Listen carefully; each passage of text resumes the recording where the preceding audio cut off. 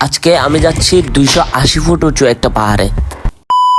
চট্টগ্রাম শহরের মাঝে এমন একটা পাহাড় আছে যেখানে উঠলে মনে হবে আপনি আর শহরের মাঝে নেই।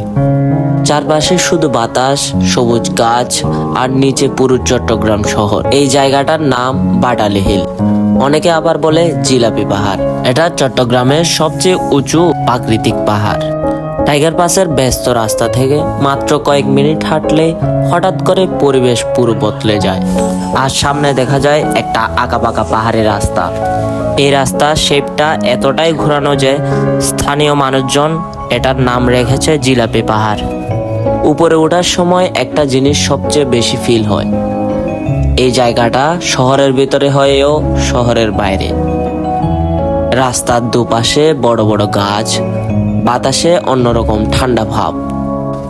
যত উপরে উঠবেন তত মনে হবে চট্টগ্রাম ধীরে ধীরে নিচে নেমে যাচ্ছে। আর সবচেয়ে ইন্টারেস্টিং ব্যাপার হলো এই পাহাড়ের উচ্চতা প্রায় 280 ফুট। আর এই পাহাড়ের ভাইবটা একটু বেশি সিনেমাটিক।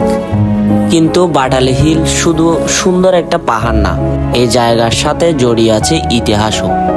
দ্বিতীয় বিশ্বযুদ্ধের সময় এই পাহাড় ব্যবহার করা হয়েছিল সামরিক প্রতিরক্ষার জন্য।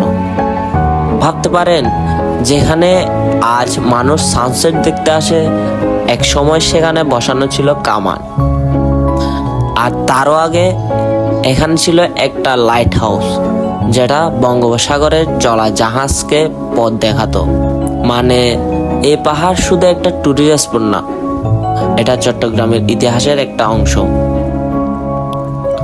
পাহাড়ের নিচে আসে শিকাও নির্মাণ। মুক্তিযুদ্ধের শহীদ হওয়া মানুষের স্মরণে এখানে জ্বলছে চিরন্তন আগুন। তবে একটা কথাই বলতে হবে, এত সুন্দর জায়গা হওয়া সত্ত্বেও এখানে এখনো কিছু পরিচ্ছন্নতা আর নিরাপত্তার সমস্যা আছে।